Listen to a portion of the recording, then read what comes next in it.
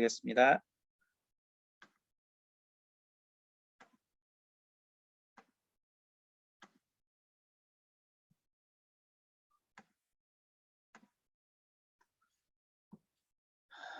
그래서 오늘은 이제 저희가 여태까지 배웠던 이 꿈의 그 분석, 그리고 오늘날 이제 현대 과학에서 다루는 이 꿈에 대해서, 그래서 역사적으로 있었던 가장 중요한 이제 이 5가지에 대한 이 부분을 정리를 하면서, 그러면서 이제 정신질환과 꿈의 관계, 이제 이 부분을 살펴보도록 하겠습니다. 자, 우리가 이제 쭉 배운 것처럼 꿈을 어떻게 다룰 것인가. 물론 이제 우리가 이제 성경적인 이 꿈에 대한 내용은 이제 다음에 할 거고요. 우리가 이제 지금까지 배운 이 꿈에 대해서 정리를 해드리면, 일단 프로이드는 꿈이라는 것은 우리가 소원하고 또 우리가 원하는 것, 이것의 표출이다. 그래서 우리가 이루지 못한 것들, 그리고 우리가 소망하는 것들, 이제 그러나 그것이 이루어지지 않은 것들이 바로 우리 내면의 정신적인 문제를 일으키고, 그래서 그것이 꿈으로 나타나고, 그래서 그 꿈을 통해서 우리의 이러한 그 정신적인 문제를 해결할 수 있는 길이 있을 것이다. 이렇게 이야기를 했습니다. 하지만 무엇보다도 중요한 것은 이제 프로이드가 우리의 꿈을 외부의 요인에서 찾지 않고 오직 내부적 요인에서 찾았다라는 것은 결국 꿈의 과학화에 이제 결정적인 역할을 하게 됩니다. 하지만 바로 이제 그것 때문에 결국 성경에서 말하는 이제 꿈은 단지 이제 우화나 그냥 신화로 끝나버리는 이제 그러한 이제 시작이 된 것이죠. 그래서 이제 프로이드는 그렇게 이제 꿈에 대해서 이제 다뤘고요. 이 프로이드의 이제 이 꿈에 대한 것에 대해서 이제 반박을 한 것은 칼 융이고요. 프로이드는 이제 너무 이제 이 성적인 부분에 관련해서 이 꿈에 대한 해석을 집중하다 보니까, 이제 칼 융은 이제 이거 그런 것이 아닌 보다 본질적인, 그래서 사실 프로이드의 꿈의 이론보다 한 걸음 더 나아가서 이 꿈에 대해서 해석을 하게 되는데, 결국 이제 칼 융의 이 꿈에 대한 견해라는 것은 우리가 칼 융이 이제 아시겠지만 기독교인이었죠. 하지만 이제 그 당시 서구는 이 산업화로 말미암는 그러한 그 인간성의 폐해, 이것이 너무 이제 심각한 문제로 대두되었고, 그래서 이제 공산주의가 출현하게 되고, 그리고 또한 영지주의가 크게 득세하게 되죠. 그래서 칼 융은 이제 이러한 그 어떤 영적인 어떤 부분들, 이것을 그의 이제 심리학에 이제 적용을 하게 되었고, 그래서 꿈 역시 바로 인간의 어떤 그 공통적인 그러한 의식을 공유하는 것이 바로 꿈이다. 다시 말해서 인간의 무의식이 바로 인간의 본질적인 공통성을 공유하는 것이 인간의 무의식의 세계인데, 여기에 바로 꿈도 무의식의 나타남으로 설명할 수 있다. 그래서 칼 융은 우리가 생각해 보면 프로이드가 이 꿈의 세계에서 이러한 그 종교적인 혹은 우리는 이제 기독교 신앙적인 이러한 부분을 다 배제시킨 것에 대해서 프로이드가 칼 융은 이것을 다시 가지고 들어와서 이러한 부분을 더 체계적으로 확장하려고 했다라는 것을 알 수 있고요.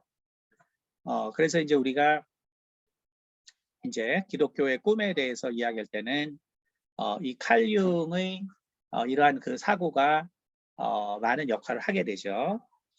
특별히 이제 칼 융은 그 기독교적 사고를 가지고 있었고, 그렇기 때문에 온 인류가 결국 아담의 영을 유산으로 유전해서 물려받았기 때문에 결국은 그 아담의 영을 모든 인간이 이제 물려받았기 때문에 거기에는 바로 인류가 공통으로 갖고 있는 윤리의식이나 어떤 보편적 사고들, 그것이 바로 인간의 무의식에 나타나게 되고, 또 그러한 것들이 꿈으로 표현될 것이다 라고 한 것이 칼 융의 꿈의 해석이죠.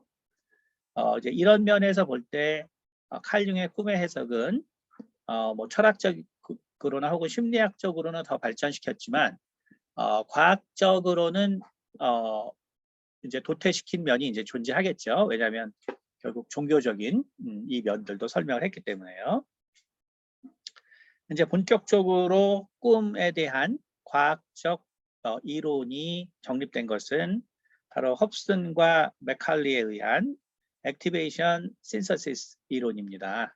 그래서 인간의 뇌의 가장 중요한 활성이 꿈에서 어디서 일어나는가, 그 부분들을 이제 20세기 중반에 연구를 하게 되면서, 그러면서 이제 이 간뇌의 어떤 작용들, 이제 이런 것으로 출발해서 꿈을 꿀 때 뇌의 활성이 있다는 것들을 기반으로 하고, 그리고 당시 어떤 과학적인 결과들을 바탕으로 할 때 꿈이라는 것은 이것은 인간이 결국은 깨어 있을 때 경험한 어떤 의식적인 부분들을 저장하는 과정 중에서, 그래서 뇌가 이러한 정보들을 저장하는 과정 중에서 많은 정보적 손실들, 또 공간의 뒤섞임, 이제 이렇게 되어서 인간이 결국은 뇌가 결국 그 기억을 하기 위한 그런 과정 중에서 나타나는 현상이기 때문에, 그래서 꿈이라는 것은 현실과의 관계성이 가장 중요하고, 하지만 결국 그 꿈이라는 것은 현실과 그리고 그 기억들의 어떤 그 논리적이지 못한 그러한 과정들, 그리고 중요한 기억들의 저장, 이런 것들이 섞여서 바로 꿈이라는 것들이 나타난다. 그래서 이것이 액티베이션 신서시스, 그래서 뇌가 필요한 어떤 기억들을 저장하는 과정 중에서 생겨나는 것이 바로 꿈이다. 그래서 꿈이라는 것은 결국 아무런 의미가 없다. 이것이 액티베이션 신서시스의 이제 중요한 내용이죠. 그렇기 때문에 이제 헙슨과 맥컬리는 이 꿈을 그야말로 이제 프로이드가 처음 말한 외부적 어떤 요인들이 없는 오직 내면 세계에서 그것도 어떤 심리적인 어떤 그런 영향도 실은 존재하지 않고 오직 기억 과정에서 발생되는 그러한 이 단절과 그 다음에 이제 그 섞임과 이제 이러한 것들이기 때문에 결국은 완전히 어떤 그 우리가 흔히 생각하는 뭐 과학적인 어떤 결론 이런 것이겠죠. 그래서 완전히 이제 유물론화됐다. 그래서 꿈에 대해서 완전한 그 유물론적 그 해석을 하게 된 것이 바로 액티베이션 신서시스 이론이다. 그래서 꿈이라는 것은 의미가 없고 오직 우리의 기억 저장 과정 중에 필요한 일이다. 이것이 이제 액티베이션 신서시스의 이제 중요한 결론이고요. 하지만 이제 뇌과학이 더 발달하게 되고, 그리고 이제 이 꿈에 대한 그 많은 결국 이제 꿈을 꾸는 사람들에 대한 이제 그 연구들. 그래서 예를 들어서 뭐 6개월 동안 함께 합숙을 하면서 이 사람들의 꿈의 내용이 어떤 것인가. 이제 이러한 분석들, 그리고 또 이렇게 꿈을 기록하는 이제 루시드 드리머들, 이런 사람들의 어떤 기록들. 그래서 이제 이런 방대한 양의 그 자료와 그리고 뇌인지과학의 발달을 통한 이제 인지과학적인 결론으로 이제 등장한 것이 바로 마크 솜이 이야기하는 내용인데요. 그러니까 이것은 뭐냐 하면은 결국 꿈이라는 것은 현실과 관계되어 있다. 현실과 관계되어 있고, 그리고 그 꿈이라는 것은 그래서 액티베이션 신서시스 이론에서 나오는 것처럼 어떤 의미가 완전히 없는 것이 아니라 우리가 분명히 현실에서 경험한 것들과 관계가 있는데, 그런데 그 현실에서 있는 것들에 대한 인간의 어떠한 그 심리적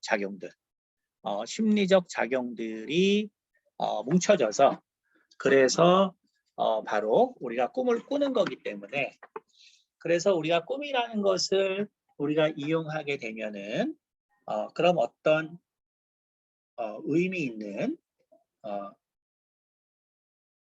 의미 있는 이제 그 정신질환의 치료라든지 혹은 수면 장애라든지 이러한 것을 그 해결해낼 수 있는 어떤 바탕으로 작용할 수 있다. 이것이 이제 가장 최근에 이런 그 인지과학적인 연구를 통해서 내려진 꿈에 대한 결론입니다. 다시 말해서 이 액티베이션 신서시스에서 말하는 것처럼 정말 꿈이라는 것이 의미 없는 어떤 조각들이 아니라 우리의 어떤 심리적인 그 상태와 연결돼 있고 그리고 우리의 경험적 사실들과 혼재되어서 나타나는 것들이기 때문에 이것이 우리가 수면장애, 정신질환의 어떠한 치료나 이런 데 사용될 수 있다라는 것이 현재 이제 인지과학이 바라보고 있는 꿈에 대한 바로 견해고요. 그래서 이 마크 솜까지의 그 이론이 여태까지 꿈에 대한 이제 대표적인 그런 이론이었고요. 이제 가장 최근에 한 10년 내외인데 장폴 타슨이 이제 그 새로운 가설을 하나 내놨는데 그게 뭐냐면 여기 있는 것처럼 We may dream not when we are sleeping, but only as we are awakening 이란 말인데, 요거는 결국은 이 인간의 이런 그 의식이라는 것은 결국은 신경 그 전달 물질, 그래서 뭐 우리가 이 수면에는 뭐 세로토닌이라든지 혹은 아드레날러직한 물질들, 이러한 것들의 그 작용이 있으면서 결국은 우리가 이제 기억도 저장하고 그리고 이제 의식 상태가 이제 있게 되는데 결국 여기 있는 것처럼 we may dream not when we are sleeping. 그러니까 우리가 잘 때 꿈꾸는 것도 아니고, 그렇죠? 근데 또 그러면 깨어 있을 때냐? 그럼 사실은 깨어 있는 것도 우리가 또 꿈이라고 보기는 되게 애매하죠. 그러니까 결국 이게 무슨 말이냐면 우리는 오래 꿈을 꾸는 것처럼 생각이 되지만 실제 뇌라는 것이 의식을 갖기 위해서는 신경 전달 물질이 분비되는 그 시간에 바로 의식이 생기기 때문에 우리가 어떤 꿈을 그 기억하는 과정이라는 것은 실은 오랜 시간 동안 꿈을 꾸고 있는 것이 아니라 오랜 시간 동안 그런 렘 수면 상태에서 진행된 어떤 기억을 우리가 이제 깨기 위해서 어떤 몸의 변화가 일어날 때 그때 이제 신경 전달 물질들이 실제로 분비되고 그 짧은 실은 이제 그 미리세컨드 단위의 아주 그 짧은 시간에 인간이 그 신경 전달 물질이 나오면서 인간이 깨게 되거든요. 그래서 사실은 그 깰 때 깨기 직전에 몇 미리세컨드 동안 나오는 그러한 그 신경 전달 물질이 나오는 그 사이에 우리는 결국 무의식적으로 꾸었던 꿈을 그 짧은 사이에 기억을 하면서 그러면서 우리가 깨어나는 것이다. 이런 이론이에요. 그래서 이제 이런 이론을 통해서 이제 그리고 이런 이론이 나오게 된 배경들이 있는 것이죠. 그래서 예를 들어서 우리가 흔히 많이 잠을 깰 때 그때 뭐 천둥 소리를 듣거나 혹은 옆 사람이 나를 치거나 혹은 뭐 이제 이런 작용, 다시 말해서 의식 작용이 있을 때 사실은 우리가 깨게 되고 그리고 그렇게 깼을 때 가장 꿈을 잘 기억하거든요. 그렇기 때문에 그러한 그 의식 작용이 없을 때는 결국 꿈을 우리가 기억하지 못한다. 그렇죠?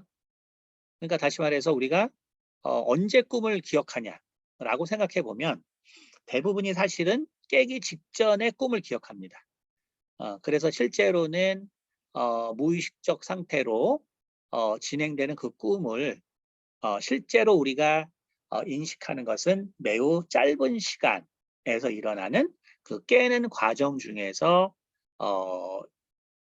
그 길다고 생각하는 꿈들이 사실은 그 짧은 시간 안에 배열돼서 이해가 되는 것이다. 이것이 이제 가장 최근에 나온 이 신경 전달 물질과 그 꿈에 관계된 내용입니다. 자, 그래서 이제 여러분이 지난 한 3시간 동안 많은 걸 들으셨는데 이제 꿈에 대해서는 이렇게 5가지 이론이 현재까지 존재한다. 이제 이렇게 생각하시고 이제 꿈에 대해서 생각을 하시면 되겠습니다. 그런데 이제 우리가 그러면 여기서 어떤 것이 특별히 어떤 것이 꼭 하나가 맞고 나머지는 다르냐? 물론 이제 과학자들의 입장에서는 뭐 커그니티브 사이언스에서 말하는 그것이 가장 최근의 결론이기 때문에 꿈에 대해서 이 이론이 제일 맞을 것이다라고 하겠지만 하지만 이제 저희처럼 이렇게 성경에서처럼 꿈의 중요성을 이야기하고 그리고 하나님께서 인간의 역사하는 방법 중에 이러한 그 꿈을 통해서 역사하는 방법들이 분명히 나온 성경의 기록을 우리가 보면 그러면 이제 우리는 프로이드나 융이나 액티베이션 신서시스나 커그니티브 사이언스나 혹은 장폴 테슨이 말한 이러한 꿈의 그 이론들이 결국 사람에 따라서 다 개인차가 존재하기 때문에 어떤 한 가지 형태라기보다는 이러한 5가지 종류의 꿈이 개인적인 차이에 의해서 다 나타날 수 있다. 이렇게 생각하는 것이 맞다고 생각돼요. 왜 그러냐 하면은 뭐 다음에도 이제 우리가 본격적으로 성경에서 말하는 꿈에 대해서 할 때 이야기를 하겠지만 예를 들어서 우리가 성령의 은사라는 것을 누구나 다 동일하게 그 경험하는 것은 아니죠. 분명히 영적으로 민감한 사람들이 분명히 이 성령의 은사를 받게 되고요. 더 쉽게 열리게 되고요. 그리고 사실 성령의 은사를 받은 사람들과 그 상담을 해보면 이 은사를 받은 사람들이 일반적으로 더 악몽을 많이 꾼다든지 혹은 꿈을 더 많이 기억한다든지 이러한 성향이 분명히 존재합니다. 존재하기 때문에 우리가 오늘날 이제 과학이 말하는 액티베이션 신서스라든지 커그니티브 사이언스라든지 장폴 테스님 주장한 이러한 내용들은 일반적인 제가 항상 말하는 90%에 해당하는 일반적인 사람들에게는 이러한 이론을 적용하는 것이 맞을 것이다. 하지만 우리가 정말로 어떤 소수의 사람들에게는 프로이드라든지 융의 이론이 분명히 의미가 있을 수 있다. 이제 이렇게 정리를 하는 것이 가장 꿈과 또 우리가 영의 존재를 믿는 그 사람들에게는 가장 이제 이상적인 설명이 될 수 있을 것 같습니다. 자, 그러면 우리가 이제 이 꿈이라는 것, 이 꿈이라는 것이 그 나타내는 어떤 현상이라는 것은 뭐냐면, 사실 본질적으로 그 인간의 문제, 그리고 인간의 어떤 기능의 문제, 그리고 인간의 어떤 본질의 문제, 사실 이런 것들을 생각하게 해주는데요. 이제 그게 무엇이냐면은 이제 오늘날 예를 들어서 이제 인지과학을 통해서, 특히 이제 루시드 드림을 통해서 우리는 이제 꿈을 꾸고 있는 사람들에게도 이제 대화를 할 수 있는 거죠. 대화를 할 수 있는데 그 이제 그 한 3-4년 전에 나온 논문에 어떤 논문들이 나와 있냐면 꿈을 꾸는 중에 어떻게 외부와 대화를 할 것인가, 교감을 할 것인가. 그래서 루시드 드림을 꾸는 그 100여 명의 사람들을 가지고 실험을 한 논문이 나와 있습니다. 나와 있는데 우리가 루시드 드림 같은 경우는 처음에 이것을 밝혔을 때 네가 이제 당신이 꿈을 꾸면 그러면 우리에게 뭐 손가락 눈동자를 위로 4번, 옆으로 뭐 6번 이렇게 표시를 해주세요. 그래서 여러분이 꿈을 정말로 자각하고 있고 꿈을 다스리고 있으면 그 사인을 보내주세요. 이제 이런 실험을 통해서 실제로 자각몽이 있다는 것을 이제 알게 됐죠. 그리고 이제 이러한 사람들을 통해서 결국은 오늘날 이제 꿈의 이러한 그 연구들이 엄청나게 발전하게 돼서 오늘날은 그 제가 지난번에 말한 것처럼 이제 최근에 이제 한 3년 전에 일본에서 한 그 실험 같은 경우는 사람이 꿈꾸는 내용에서 나오는 어떤 중요한 어떤 화면들, 예를 들어서 뭐 그게 동물이든지 무슨 계곡이든지 사람이든지 그것의 60%까지 형상화, 물론 아주 정확한 뭐 이렇게 디테일한 어떤 그림을 얻는 건 아니지만, 그러나 그것이 사람이 나왔는지 뭐 개가 나왔는지 이러한 것들이 60% 정도까지 그 꿈에 나온 그 사물들을 그 특정하고 그리고 그렇게까지 그 맞출 수 있는 그러한 이제 과학적인 이제 그 연구들이 됐고요. 그래서 뭐 간단히 말하면은 뭐 우리가 이제 뇌파를 그 기록할 수 있기 때문에 우리가 예를 들어서 책을 바라볼 때 발생하는 뇌파, 뭐 계곡을 발생할 때 바라보는 뇌파. 그래서 많은 뇌파들을 그 데이터를 담고, 그리고 그거 이제 꿈을 꾸는 사람들이 결국 어떤 뇌파를 발생하냐를 통해서 결국 비교해서 그래서 어떤 사물을 보았는가 이제 이것을 기록한 거거든요. 그래서 이것의 정확도가 현재 60% 이상이 돼요. 그러니까 상당히 꿈에 대해서 많은 접근이 가능한 거죠. 이제 거기다가 결국은 이제 꿈꾸는 사람과 바로 이제 그 교감하는 그러한 실험도 성공적으로 진행이 되고 있는데 예를 들어서 이제 그 루시드 드리머와 미리 이제 얘기를 하는 거죠. 예를 들어서 600이 3은 3이다. 예를 들면은 이런 신호를 보내게 되면 그러면 거기서 답이 얼마인지 이제 뭐 1이면 뭐 눈동자 방향을 뭐 2번 한다든지 뭐 3이면 3에서 한다든지 뭐 이제 이런 식으로 한 다음에 그래서 중간에 어떤 과제를 주면 그럼 그 과제에 따라서 꿈에서 그것을 과연 해결할 수 있는가 이런 실험도 진행이 돼서 그 참가자 중에서 대략 한 5명 중에 1명은 실제 교류가 가능하다는 것에 대한 논문들이 나와 있습니다. 그러니까 다시 말하면 이런 거예요. 600의 3에 대한 어떤 규약, 그 다음에 이런 어떤 수적인 문제가 이제 그 꿈을 꿀 때 주어질 것이다. 이제 이런 그 규약을 하는 거죠. 그러면 이제 사람들이 이제 꿈을 꾸고 있을 때 그때 어, 이제 지금 말한 어떤 그런 그 규약이 이제 일어날 수 있도록 어떤 문제를 이제 주게 됩니다. 그래서 어떤 수학 문제를 이제 주게 되면 그러면 이 꿈꾼 사람들은 어떻게 이제 그 꿈을 꾸게 되냐면 꿈을 꾸고 있는데 TV에서 어떤 수학 문제가 이제 나오는 거죠. 수학 문제가 나와서 이제 수학 문제를 풀기로 했기 때문에 그 문제를 이제 그 TV에서 보는 거죠. 그래서 그 TV에서 봄으로써 그 답을 이제 써서 내는 거죠. 그래서 그 표시를 하는 거죠. 그리고 또 예를 들면은 뭐 책을 폈는데 갑자기 거기서 이제 수학 문제가 나오는 거죠.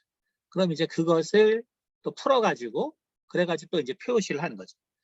그래서 20%의 리스디 드러머 중에서 20%는 결국 꿈 속에서의 외부의 입력을 그 정보를 받아들여서 그래서 이런 문제를 해결할 수 있는 그러한 능력까지도 있다라는 것이 바로 이제 현대 과학이 계속적으로 이제 꿈에 대해서 이제 그 교신할 수 있는 그 정도까지도 이제 연구가 이렇게 되어 있습니다. 그래서 우리가 이제 그것을 볼 때 결국은 그렇다면 이제 이 꿈이라는 것과 그럼 우리가 알고 있는 이 정신적인 현상들과는 어떤 관계가 있을까? 그래서 이제 우리가 이제 이 부분을 좀 보면요. 인간에게는 일단 정상적인 것 중에서 백일몽이라는 게 있고 그 다음에 공상이라는 게 있습니다. 이렇게 이제 색이 다른 거는 이렇게 이제 짝이기 때문에 자, 백일몽은 데이드림이라고 하죠. 데이드림. 근데 사실 우리나라에서는 이제 이 말이 백일몽이라고 하는데 이거를 또 뭐라고 얘기하냐면은 또 판타지라는 말도 써요. 판타지라는 말도. 그다음에 이제 공상은 이제 마인드 원더링이죠. 근데 사실은 이 두 가지 모두가 사실 꿈과 상당히 유사하다. 그러니까 우리가 꿈이 있는데 실은 꿈과 매우 유사한 의식적 상태가 있습니다. 그래서 꿈도 아니고 그렇다고 완전히 의식도 아닌 어떤 그러한 상태. 그 두 가지가 있는데 바로 백일몽과 공상이 있어요. 그래서 백일몽이라는 것은 뭐냐면은 좀 더 꿈에 가까운 것. 그래서 흔히 데이드림이기 때문에 일반적으로 이제 낮잠을 잘 때 특히 이제 낮잠을 자는 뭐 중동이라든지 뭐 이렇게 낮잠을 자는 문화가 있는 나라에서는 이 데이드림이 많이 그 경험되고 또 연구가 되고 있는데 왜 그러냐면 데이드림은 우리가 완전히 저녁에 자는 꿈과는 차이가 있습니다. 그래서 여기 있는 것처럼 꿈에 가깝다. 근데 꿈에 가깝다는 건 뭐냐면은 우리가 반의식적인 상태, 그러니까 완전한 의식적인 상태는 아닌데 그러나 상당히 의식적인 상태로 내가 꿈을 꾸는 것이죠. 그래서 이걸 데이드림이라고 합니다. 그러니까 우리가 이렇게 빛이 있고 또 불을 켜놓고 그런데 너무 피곤해서 이제 중동지방에서 여기서 오전에 일하고 그리고 밥 먹고 이제 잠깐 자는 시간을 갖거나 할 때 결국 꾸는 꿈인데 이때 사람들은 즐거운 꿈을 꾸려고 한다는 것이죠. 즐거운 꿈. 그렇죠? 예를 들어서 뭐 놀러 가는 꿈, 뭐 연인을 만나는 꿈, 뭐, 뭐 스포츠를 하는 꿈, 혹은 어제 영화를 봤으면 내가 슈퍼히어로가 된 어떤 꿈. 그러니까 이런 상상을 하면서 꿈에 들어가면 그러면 바로 백일몽, 데이드림을 꾸게 되는데 근데 이제 우리나라 문화에서는 낮에 자는 문화가 없기 때문에 그렇죠? 낮에 자면 우리는 혼나죠. 혼나기 때문에 낮에 안 자기 때문에 그렇기 때문에 사실 데이드림이라는 이런 개념이 별로 없는데 이런 낮에 자는 문화가 있는 나라는 이 백일몽은 또 저녁의 꿈과 달라서 훨씬 의식적인 상태로 내가 꿈을 지배할 수 있다. 그렇기 때문에 이제 데이드림은 그래서 현실 도피적이 된다. 현실 도피적이 되고, 그런데 꿈에 가까운 현실 도피다. 무슨 말인지 알겠죠? 그래서 나의 의식이 완전히 의식적인 행동 상태도 아닌데, 그렇죠? 왜냐하면 내가 뭐 근육을 움직이거나 뭐 행동을 하거나 하는 게 아니기 때문에. 하지만 꿈을 내가 거의 의식적으로 지배할 수 있다라는 것이 바로 백일몽이라는 것이고요. 그다음에 이제 공상이라는 거는 우리가 이제 책을 읽을 때 보통 책을 읽는 가운데 실험을 하게 되거든요. 그래서 뭐 학생들한테 뭐 대표적으로 일어나는 거죠. 그러니까 우리가 이제 그 대학을 졸업하고 직장에 취직하게 되고 하면은 뭐 일하는데 정신없기 때문에, 그렇죠? 뭐 논문도 결국 일해서 읽는 논문들은 우리가 거기서 뭔가를 끌어내야 되기 때문에 뭐 아무리 책을 읽어도 우리가 중고등학교 때처럼 공상이 안 되죠. 그렇죠? 이제 지금 완전 이제 현실적으로 그야말로 뽑아내야 되니까. 하지만 아이들 중고등학교 때는 마인드 원더링을 하게 되죠. 그러니까 책을 읽다가 딴 생각을 하게 되는 거죠. 딴 생각을 하는데 심각한 애들은 막 1시간씩 2시간씩 딴 생각을 하죠. 근데 그게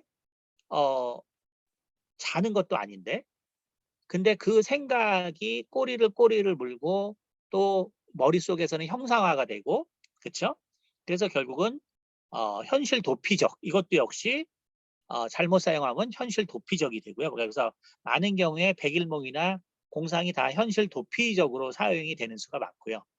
그런데 공상은 내가 또 책을 읽다가 생각하는 거기 때문에 자는 거는 또 아니죠.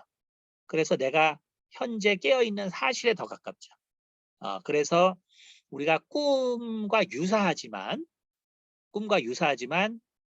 훨씬 의식이 깨어있는 상태에서 꿈에 가까운 백일몽의 현상이 있고 현실에 가까운 공상이란 그 현상이 있습니다. 그렇죠? 그래서 우리가 요거를 생각하면 꿈이라는 것이 훨씬 더 광범위하게 우리 뇌에 영향을 줄 수 있구나라는 것을 알 수 있고요. 그래서 이것을 통해서 이제 우리가 알 수 있는 것은 뭐냐면 결국 우리의 이 뇌라는 것이 결국은 의식이라는 것이 존재하지 않는다면 우리 몸과 우리 몸 밖에서 일어나는 사실을 구별하지 못한다. 이것을 알 수 있습니다. 그렇죠? 다시 말하면 백일몽과 공상은 우리가 이것이 그 사실이 아닌데 사실인 것처럼 계속적으로 생각을 하게 하고 거기서 어떤 만족을 얻게 하고 즐거움을 얻게 하고 혹은 쾌락을 얻게 하고 결국 이런 게 뭐냐면 사실이 아닌데 사실인 것처럼 느끼게 하는 작용이 뇌에 존재한다. 그래서 뇌는 우리의 내면과 우리의 외면을 사실상 구별하지 않고 있다라는 사실을 알 수 있습니다. 이것은 중요한 것을 사실 의미하고 있는데요. 뭘 의미하고 있냐면 우리가 일반적으로 의식하는 건 그 현실적 세상이죠. 그렇죠? 근데 현실적 세상인데 이 현실적 세상을 의식하기 때문에 우리는 몸이라는 걸 이제 지켜내는 거죠. 그렇죠? 그러니까 차 사고가 일어난다. 그런데 결국은 차 사고가 일어난다는 거를, 그러니까 외부에서 이 현상이 일어난다는 걸 알기 때문에 우리는 차 사고를 피할 수 있는 것이죠. 차를 피해서. 그런데 뇌가 내면에서의 일을 구별하지 않는다는 건 뭘 의미하냐면 결국은 내가 생각으로 차 사고가 난다라고 생각했을 때 그때 뇌는 이것이 진짜인지 가짜인지 구별하지 않는다는 것이죠. 그렇죠? 그래서 만약에 꿈에서 내가 자동차가 나한테 달려들면 나는 현실처럼 생각해서 두렵게 되고요. 그렇죠? 그것이 백일몽 상태가 돼도 그렇게 되는 것이고 공상이 돼도 그러한 유사한 효과가 나타납니다. 그렇죠? 그렇다면 우리가 뇌가 그러한 내면의 세계와 외면의 세계로 구별하지 않는 것은 그것은 결국은 내면의 세계 역시 어떤 보호가 필요하다라는 것을 의미한다는 것이죠. 그렇죠? 그래서 우리가 자동차가 이렇게 충돌하는 것을 외부 세계를 구별함으로써 피할 수 있는 것처럼 내면의 세계에서도 결국 어떤 두려움이 찾아올 때 결국 그 두려움을 느끼게 하는 것은 그것이 현실적으로 일어나지 않더라도 결국 느낄 수 있는 것은 바로 내면의 세계에서 역시 우리가 나의 정신 상태가 지금 어떤가를 판별해주는 시그널로 작용하기 때문이라는 거예요.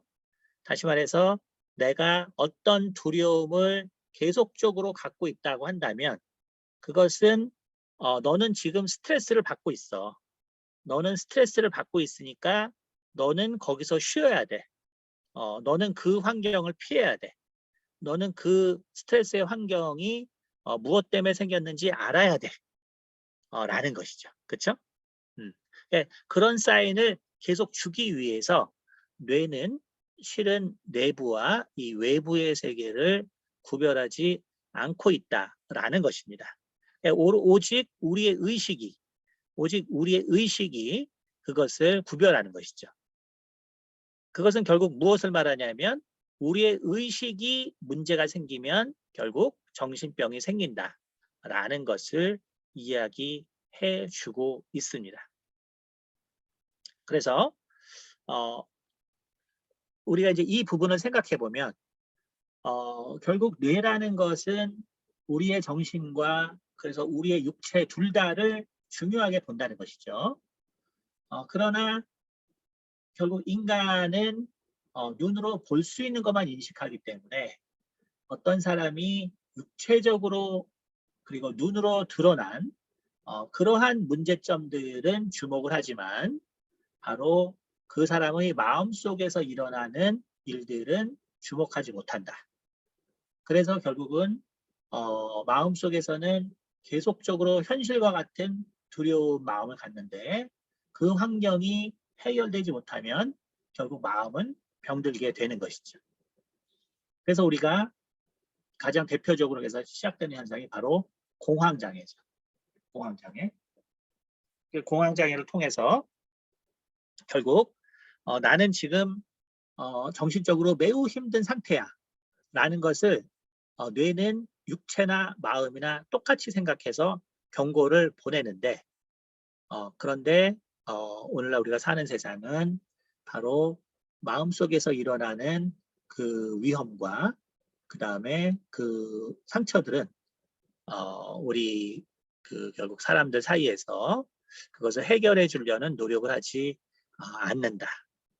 그래서 오늘도 신문에 나왔지만 결국 우리나라가 여전히 올해도 자살률 세계 1위인데 올해도 13,000명이 자살했다고 그러더라고요. 그러니까 뭐 무슨 36분에 1명씩 자살한다 이렇게 얘기하는데 우리가 이 강의를 하고 있는 동안에도 2명이나 자살하는 것이죠. 그러니까 정말 많은 사람들이 결국 그렇게 자살하는 이유는 결국은 뇌가 보내는 그 경고를 이 사회가 결국은 인정해 주지 않고 받아들여 주지 않기 때문이다라는 것을 알 수가 있습니다. 자, 그러면 결국 우리가 이 백일몽이나 공상이나 꿈이나 결국 여기서 중요한 것 그리고 이것이 그래도 꿈의 자리에서 머물 수 있는 것은 바로 의식의 역할 때문이다. 그렇죠? 그러니까 우리의 의식이 역할을 하고 있기 때문이다라는 것을 알 수가 있습니다. 그렇다면 이제 이 의식이 문제가 생기는 것. 다시 말해서 그럼 어떻게 정신질환이 걸리겠느냐.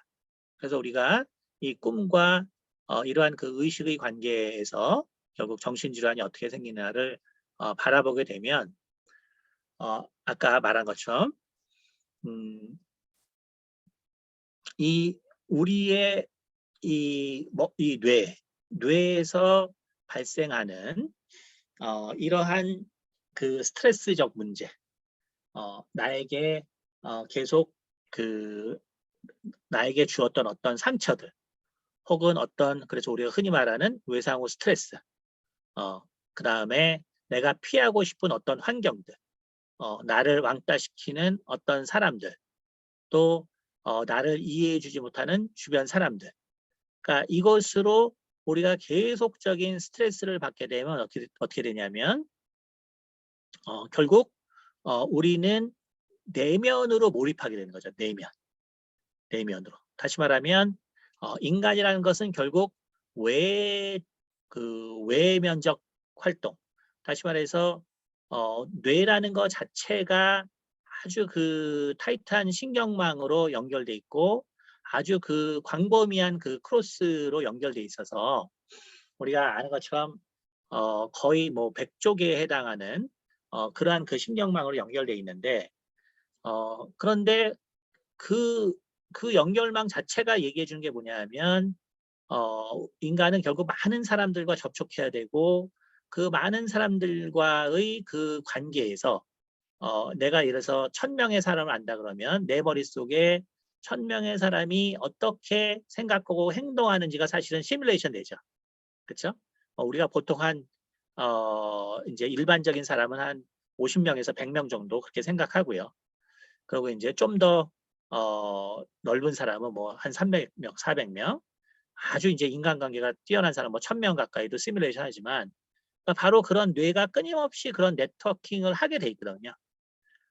그런데 내가 사람으로부터 결국은 그런 관계가 힘들어지고 그래서 내가 그 사람으로부터 도피하고 싶게 되면 어떤 문제가 발생하냐면 결국 나의 이 모든 이 뉴럴 네트워크가 내면으로 향하게 돼요. 내면으로 향하게 됩니다. 그러니까 내면으로 향하게 되면 어떻게 되냐면 내가 이 자율신경계가 경험하는 것들을 결국 경험하게 돼버립니다.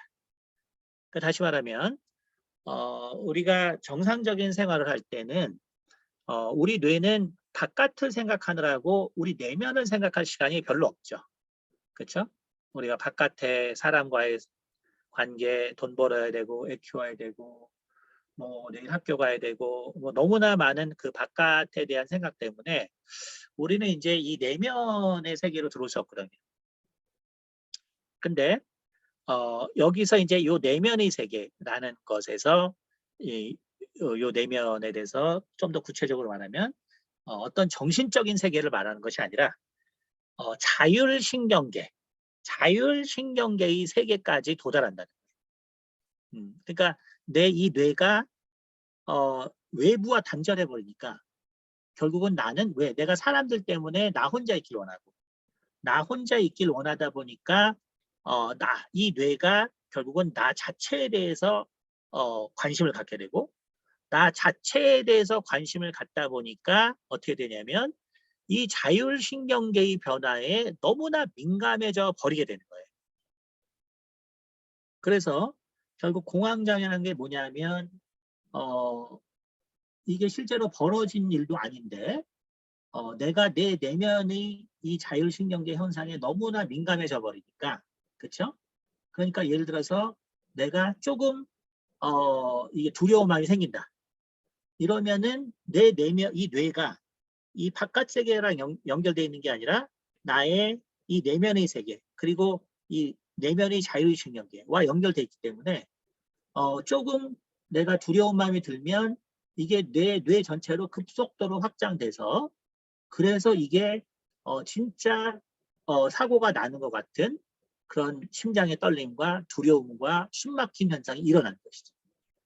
그래서 이런 현상이 바로 일어나는 이유가 뭐냐 하면 바로 우리가 뇌라는 것이 결국 외부 세계와 연결돼야 되는 건데 외부 세계와 이 스스로 단절하게 되고 그래서 우울하게 돼서 더 내가 내부 세계로 들어가게 되면 나는 결국 이 자율신경계의 세계와 만나게 된다. 자, 그렇게 되면 우리가 예를 들어서 흔히 조현병에서 나오는 환촉이라는 현상 보면은 내 피부에 벌레가 기어다닌다라는 생각이 드는 것이죠. 이게 뭐겠어요? 사실 우리 피부는 계속적으로 바깥에 산소, 이산화탄소 혹은 뭐 NO, 뭐 H2O2 많은 화학 기체들하고 사실 인터랙션 하고 있거든요.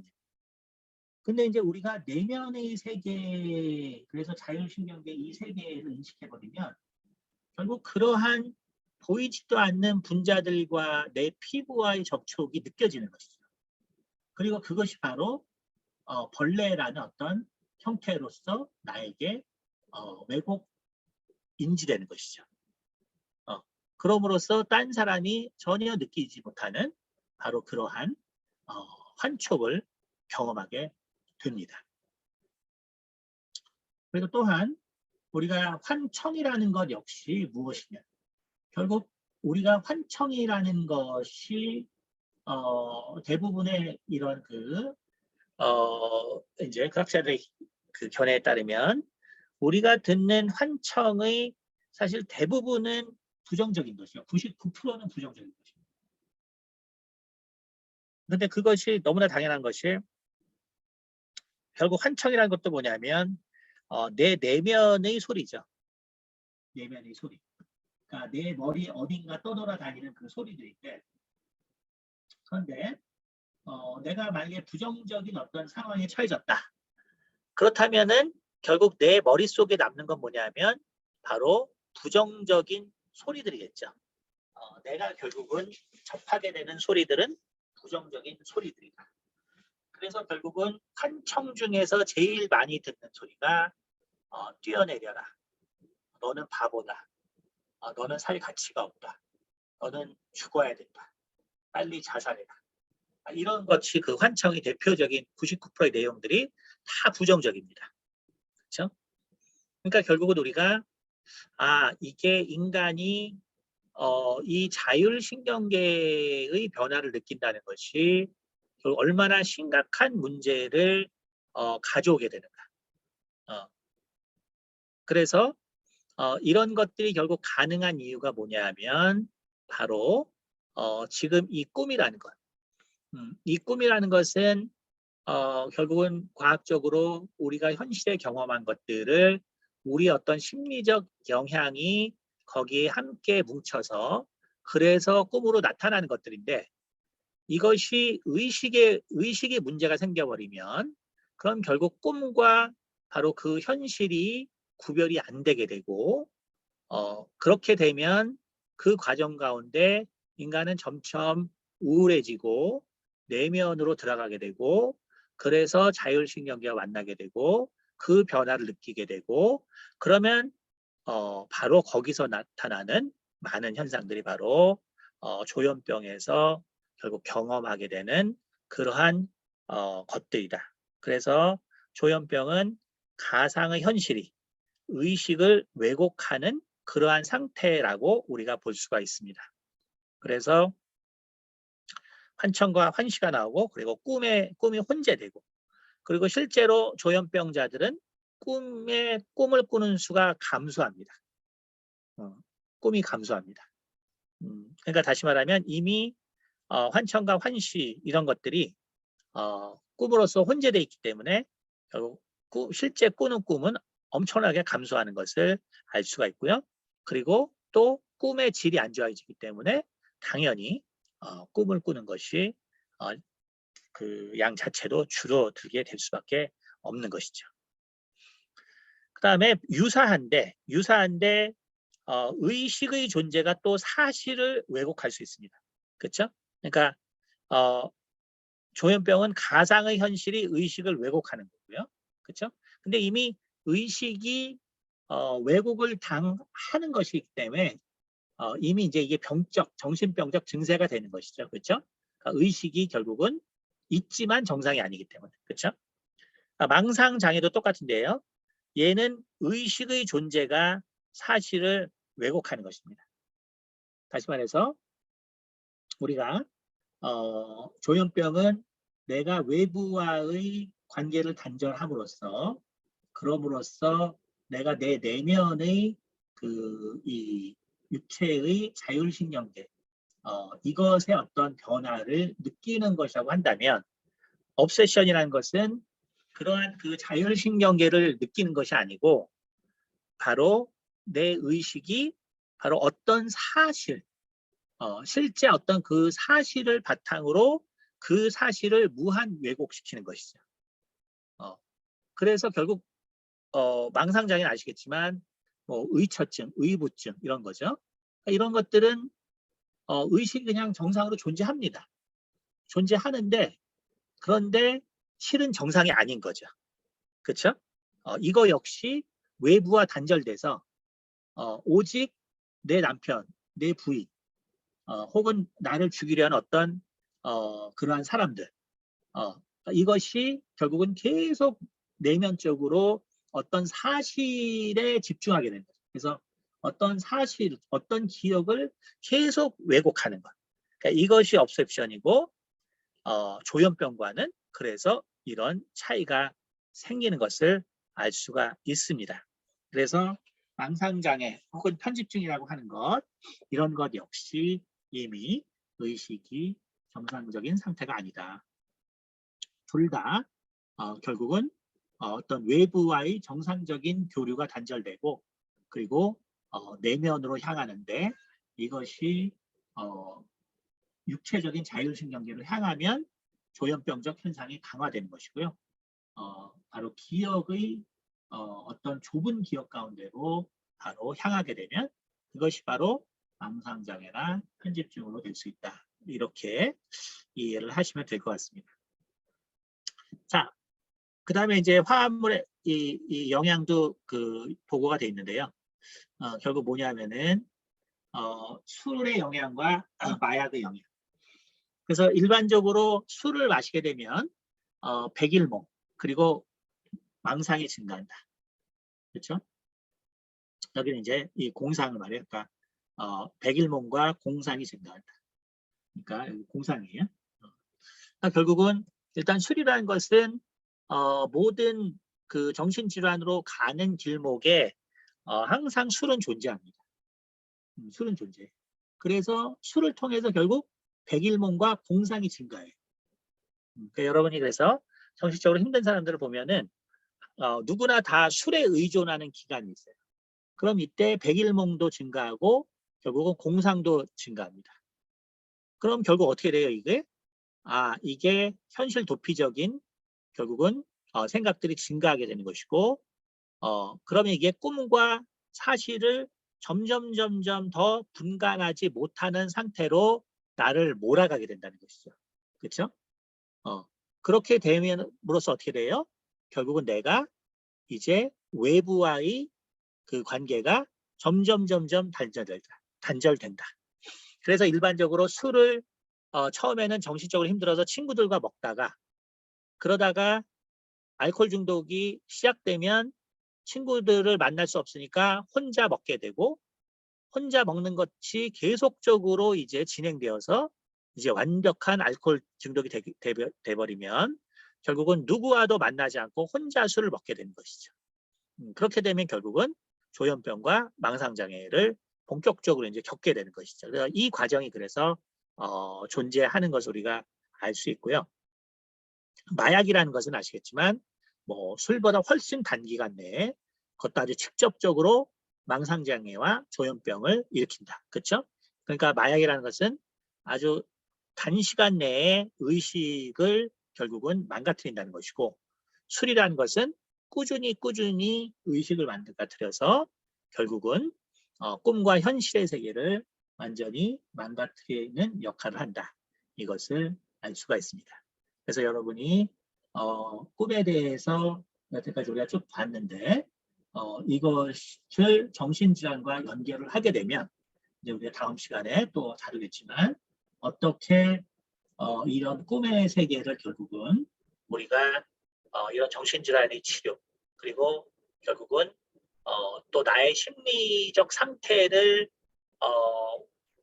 올바르게 바꿔가는 것이 얼마나 중요하고, 그래서 우리가 어떤 치료 누군가를 돕고 누군가를 치료할 때 이때 결국은 자꾸 내면이 아니라 결국은 외부로 사람들을 이끌어내야 되는 이유가 뭔가, 이런 것을 판별할 이런 치료들이 나오는 그런 이유들을 알 수 있습니다.